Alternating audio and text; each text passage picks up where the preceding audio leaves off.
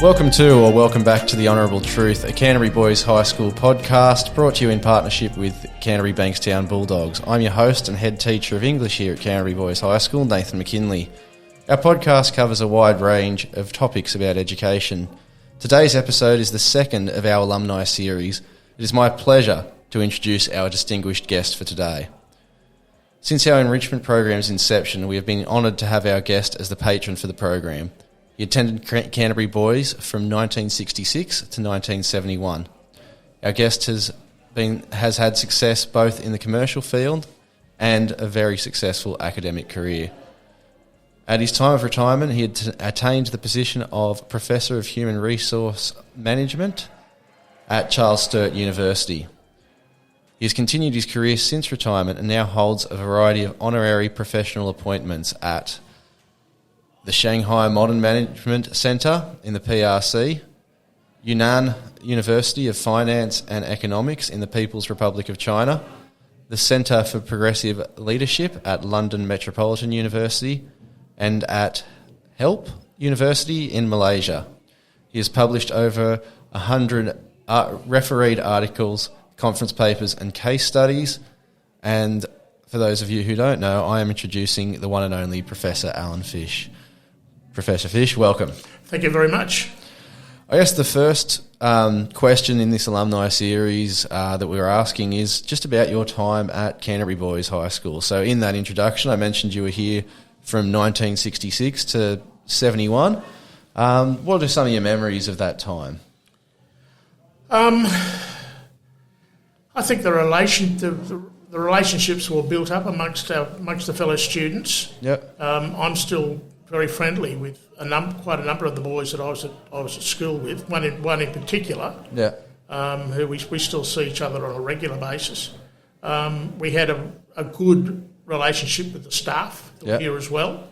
There was a very strong camaraderie around the place. I'm still in fact, the person who taught me here at the school, Peter Hurrigan, he taught me every year that I was here. I still see Peter. I saw Peter as recently as last Sunday. What did Peter teach you? Sorry, he taught social studies. Okay. He taught commerce. He taught economics, and he taught geography. And you were saying about the camaraderie, the staff. Yeah, that was something that is really strong. It was strong. We had a strong educational ethic at the school. Yeah. And we had a strong sporting ethic at the school as well. We were always very strong on the rugby field. It was a rugby union school in those days. Yep. In fact, I can remember one boy going up to Mr. Cooper, the headmaster at the time, and said to him, he said, I want to play rugby league. He said, well, son, if you want to play rugby league, you go to another school, because this is a rugby union school. So I wasn't a rugby player. I played soccer at the school. Yep. And played first grade in my last 2 years at the school. We had a good side. We did quite well. In 1971, we were joint premiers with Sydney Technical High School. Oh, cool! And they couldn't split us. We beat them in the first round. They beat us in the second round, and then we had a playoff for the grand final, and it was a 1-1 draw. So, no penalty shootouts or anything like that? No penalty shootouts. No, I think the teacher wanted to get home. It was home time, and it was time to get back on the bus. Indeed, quite right, absolutely. And we did quite well in the Tasman Cup that year. We knocked out in the quarter final by the team that eventually went on to win the cup. Oh, okay.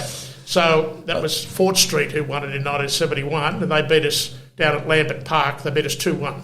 Oh, our big sport at the moment is chess. Are you a bit of a chess player yourself? Yeah, I think the most junior student in Year 7 would knock me off at chess. And I share that. I played them yesterday, and it was embarrassingly quick. Yeah, they checkmated me. Yeah, so we had a chess club when I was here, and it was quite popular. Chess. I think it was I stand correct, but I think Mr. Kish. Okay. Might have been the chess master. Yep. Who took the group. But a number of my cohort used to play chess. Yeah. So you mentioned social sciences is something you studied every year. What did you study in, would have been sixth form? Is that year 12? Yeah, year 12. The equivalent of year 12, I did is it sixth English. form? I did I get it right? Sixth form. Okay, good. I did English, Yep. English level 2. I did mathematics at level 3. I'm not good at maths. I'm not good with numbers. Yep. And I put my hand up. I freely admit I'm not good with numbers. I did economics 2. Yep. And I did geography 1, level 1, and I did modern history. So I did 5 subjects. So yeah, it was.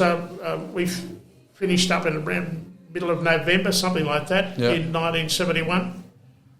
And then from there, you went into the workforce. I went to the workforce. I was offered a scholarship, a primary school scholarship. Yep. But teach with the utmost respect to the primary schools of this world, I didn't see myself as a primary school teacher. So I coach a junior rugby league team, and that's hard enough, and that's only once a week. There is no way I could do primary school teaching. So I thought about it, and I was offered a business cadetship. Yep. Actually, with the organisation used to be called MBF, Okay. Medical Benefits Fund. Yep. And it's now Bupa, the British Health Fund, took them over a number of years ago. And so I worked for them for 3 years, moving in and out of every department in the organisation on multiple occasions, learnt what the business was all about. And I think it's a fantastic grounding for a young person who wants to go into the commercial world, to get themselves a cadetship somewhere where they learn what the business is all about. Yeah. It's critical to ongoing career development, in my view. And then I needed to upgrade my education. Yeah. I was doing a TAFE certificate at the time, a commerce certificate at TAFE. Okay. A couple of nights a week, heading off to the TAFE college at Ultimo. Yeah. It was very dry. It just wasn't giving me what I needed, what I wanted. Yep. And I saw an ad in the paper for a new college which was just opening up called Ku-ring-gai College. Yep. And it was the old William Balmain Teachers College, and we were locating at Linfield in Sydney. Yep. Put my hand up for it, managed to get a place, and started there in 1975. So it was in the first intake of business students into Ku-ring-gai College. Accounting and the financial aspects of economics got the better of me. Yeah. So I ended up. They enjoyed my company so much they invited me back for an extra year. So I ended up finishing that degree in 1978. Yeah. Graduated 79. Went back into the commercial world with an insurance company called City Mutual. Yeah. And I worked with them from late 1979 through till halfway through 1984. Yep. I was offered a new position with the organisation, but I'd been doing my master's degree part-time at the University of New South Wales in organisational behaviour, and the social sciences and the behavioural sciences more specifically have always been of interest to me. And so I did that. And in fact, the person who was the head of that program at the University of New South Wales is still with us, Professor Dexter Dunphy. And Dexter's an old boy of the school. I got the academic bug, if you will. Yeah. I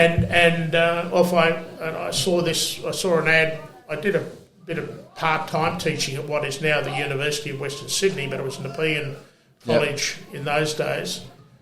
Did a bit of part-time teaching there, and then I saw this ad at what was Riverina College of Advanced Education at the time at Wagga. Yep. I thought, I wouldn't mind trying that, so I put up my hand and secured the job, and went to work there for in July of 1984. Oh, cool. And then I left CSU in 2012. I left early for a number of reasons. Yeah. I could have, kicked on, but I wanted to, in many respects, I wanted to broaden out my career even more. Yeah. So I was head of the international school for a number of years at CSU, And that brought me into contact with a number of institutions overseas, in China, in Malaysia, in London. And when I left CSU, I sort of told my friends and colleagues at these other institutions that I was leaving CSU. Yeah. All of a sudden, a few offers started to come in. Yeah. Would you come and do some teaching here, or would you come and do some work with us, and so on and so forth. So I spent a little bit of time in London, spent a fair bit of time in China. Yeah. I've been in and out of China quite a bit. And what's teaching like in China? Interesting. Yeah. Very didactic. Okay. They almost it reminded me a lot of what teaching in school was like when I was here. Yeah. They'd sit in the classroom in rows. Yeah. And they'd just wait for you to spruik the lesson. Okay. When you were teaching at Charles Sturt, how would you describe that? Very fluid in many respects. I taught on-campus students and distance education students. I taught both. And we used to bring the DE students who'd come in for residential schools, once or twice a year. I ran the master's program in HR, designed it, in fact. Yeah. And ran that for a number of years, and then I moved across into the international school and redesigned the program that was there, and we taught that program in China. Yeah. We taught it in Malaysia. We taught it in Cambodia. As well. I was going to ask you, and you've sort of already answered this, but I will still ask you. So, human resource management. That was the area of business that you were most interested in in your studies, and that just came out sort of naturally? Yeah, when I first started, I looked around. I was doing a personnel management certificate at TAFE, but there wasn't, at that time, in the early 1970s, there was that animal in the zoo didn't exist in universities. The closest you could get to a HR program would be IR, Industrial Relations. Yeah. And so if you wanted to study, old-fashioned personnel management, then you went to TAFE to do it. That's fine in itself. There's nothing intrinsically wrong with that, but it won't take you far enough, if you will. When I did my undergraduate degree, I majored in business management. Yeah. And at the end of it, I did a research project at the end of it where I wanted to do a bit of study in personnel management. And one of the lecturers said, "Well, come on, we'll let's enrol in the research project, and we'll design a set of material that you can look at and pick up." Yeah. And that's where I really learnt. That's where I really covered the literature in HR. Because he said, "Get hold of this particular textbook." It was a textbook in human resource management by Wendell French, and he said, "We'll take 12 chapters out of that book." And he said, "I want you to write me a 1,500-word essay every week." Okay. Every week. Every week, yep. So I had to write a 1,500-word essay every week for 12 weeks. Wow. I think one of the important things about doing a research project with a lot of students, they'll come and knock on your door and you say, "Oh, I want to do a research project. I want to do a PhD with you, or I want to do a master's by research with you." And I said, "Well, why me?" Yeah. And I get a variety of answers. I used to get a variety of answers, but I said, "Well, what do you want to research?" They said, "Oh, I don't know yet." I said, "Well, okay. Well, the important thing is to, in many respects, is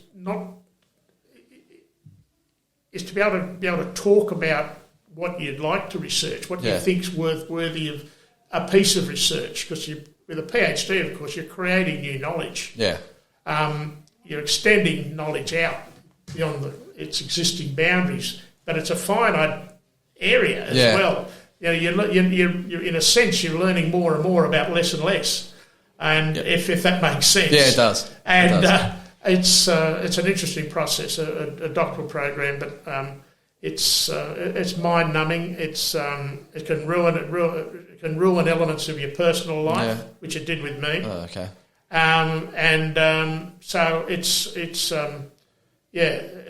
but it has its rewards. Yeah. I've been lucky enough, to speak at a variety of conferences overseas based on findings from my PhD and also from research I've done post my PhD. So it certainly opens the door to a vista of opportunity.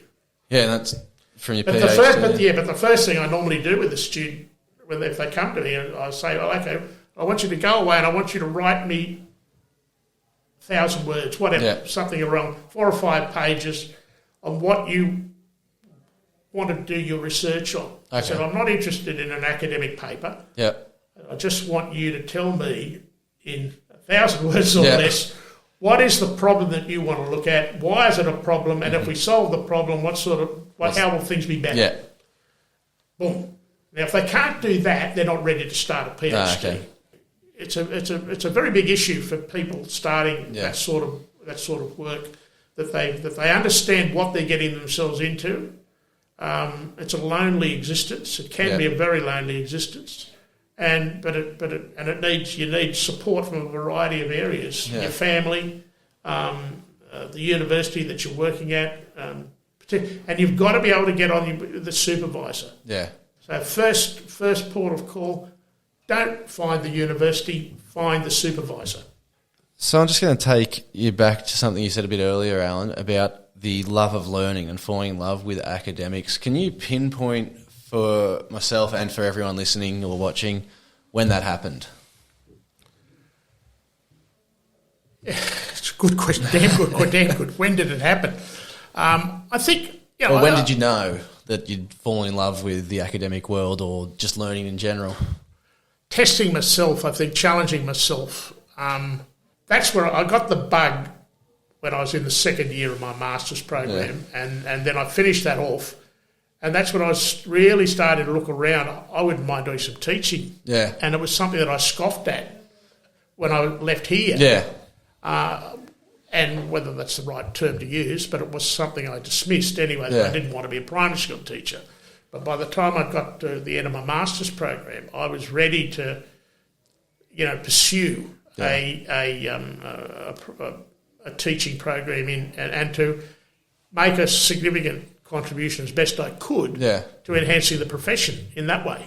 I just really fell in love with the work. I loved dealing with students, both kids coming out of high school and also the professionals who are coming in on a part-time distance education basis. You really got the opportunity to talk about the discipline with people who were practicing it. Yeah. And that was good. That was good stuff. Speaking of making significant contributions, I want to circle it back to us as a school and Canterbury Boys. You are the patron of our enrichment program. So I want to ask you, what does that involve and why did you say yes when we asked you, I guess I'm asking? Well, I think, why did I say yes? I think it's an opportunity to give a little bit back to a school that gave you a hell of a lot. Yeah. I think that was the principal motivation why I said yes. When Ross threw the program at me originally, I thought I'll have a look at this, and I was most impressed with the design of it, what was essentially the broad curriculum associated with it, and I was really happy to be in. Yeah. To say, well, if that's the contribution that you think I can make, Ross, then I'm more than happy to be involved. Yeah. And as I've said to him often enough, I'm happy to come along whenever. Like, I don't live in Sydney anymore. I live in Wagga. Okay. And I'm happy to come out every time I come to Sydney 4, maybe 5 times a year. Yeah. For everyone listening or viewing this podcast, could you give us, the students specifically, some advice for success in today's competitive sort of climate, both in school and maybe when they finish up? It's interesting because if I can go back to my own experiences, I wasn't a bad student, but I wasn't the greatest student in the world either. Yeah. I had a different understanding of education and learning in those days compared to what the kids are going through today. I don't have any children, so I'm not aware of what the young people are going through as far as their day-to-day education is concerned. But to get a good broad brush education is important. Get a good coverage of material to do as well as you can within a given discipline. Yeah. As I said earlier, I'm not good at maths. Yeah. I'm not good with numbers, particularly algebra. I'm hopeless. Yeah, that makes no sense for me. Letters to stay in English. Give me words and I'm okay. So am I. And we're similar there. So it's and I used to write reasonably well here when I was at school. I got, good marks for essays and compositions and such like. Yeah. But never much good with sums, as one maths teacher used to refer to it as. And so, as I said to the group, a Year 9 group earlier, I was starting to think about what you'd like to do when you leave high school. What are the things that you feel you've got an affinity with? Yeah.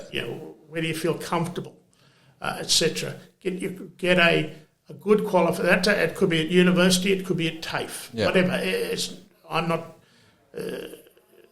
not dismissive of any level of education because it's going to enhance the individual at the end of the day. It's about getting that qualification at the end of it. But whatever you're going to do, candlestick maker, chef, lawyer, doctor, whatever, certain professions, certain jobs in society absolutely demand a particular level of education, and that's fair enough, But get your ticket of leave to do what it is you want to do, because after that you've got choice. No education, no choice. It's simple. People are very dismissive of why am I learning X? Why am I learning Y? Why am I learning Z? Well, it ultimately transfers in a variety of ways into your career. Mathematics, weak and all as I am at mathematics, critical for kids. Got to have it. Got to have it. It's not something that's nice to have. It's have to have. And that's for a range of professions. Quite right. You need that. Quite right. Even just your own day-to-day life. Oh, yeah. Going up to the shopping centre, doing your banking, making sure you've got enough to be able to buy. Quite right. The latest shoes. Understanding. You don't have to be. You don't have to be a crack economist. By any stretch of the imagination, but you do have to understand the basics of mathematics. And it's no different with English. It's there's an expression I use from time to time. If you can't write what you mean, you'll never mean what you write. As head teacher English, that I'm going to steal that. I think use it with the students. You've got to be able to put your words together effectively. And that doesn't happen overnight. And to be able to understand information. I put my hand up. I freely admit it. I still make mistakes with my own writing. We all do. And I go back over. I'll write. So I've just finished writing a book actually. And it's been accepted for publication. Mm-hmm. So I don't know when it'll come out, later this year, early next year, whenever. But I write certain material and then I walk away from it for a while and then I come back to it and say, did I write that? Is that what I meant there? And I've also often said to my students, never throw away an essay that you've written, irrespective of what mark you got. Whether you fail, you pass, you get a distinction for it. Hang on to them, and a few years down the road, go back and read them. And you'll see how much you've developed as a writer. Exactly right. Absolutely correct. And I think I still write more than I need to. Okay. It's my doctoral supervisor used to jokingly would say to me, why write a sentence, Alan, when you can write 10 pages? I get carried away with the writing because I try and overemphasize things at times, and rather than cut to the chase, I'll extend out, and so but equally. Better to write too much than not enough, because you can always cut words out. You can, if you don't know the words in the first place, it's very difficult to find them. And that editing process is very important. I've been working with my classes the last couple of terms about editing and drafting. Yes. And it's good that they're hearing another voice that isn't mine, and you're agreeing with me here. I am indeed, very much so. But write it. It doesn't matter. Just sit down and, as I said earlier, with the students who've come to me to do research, just go away and write me something. I don't care if you've got references in it or not. Just write something off the top of your head. How you feel about the project that you want to look at, why it's a problem, and how we'll be better off if we get an answer to the problem. And write it. Then we can start to pull it apart. Find the bits and pieces, build up pictures out of the, and you can even build a Venn diagram, for example, out of an essay by highlighting themes. Yeah. And saying, okay, now we're starting to get a picture. These are the sorts of questions you want to ask, so we can start to draw literature around those sorts of issues. Alan, this has been great chatting with you. That's all I've had to sort of ask you, and we've covered a variety of topics. I want to thank you for your time and thank you for appearing on the Honourable Truth. So thank you, Alan. Absolute pleasure. And thanks for the invitation. No, not a problem. If we're listening or watching on YouTube, make sure we like and subscribe and share this podcast with a friend of yours. Thanks, guys.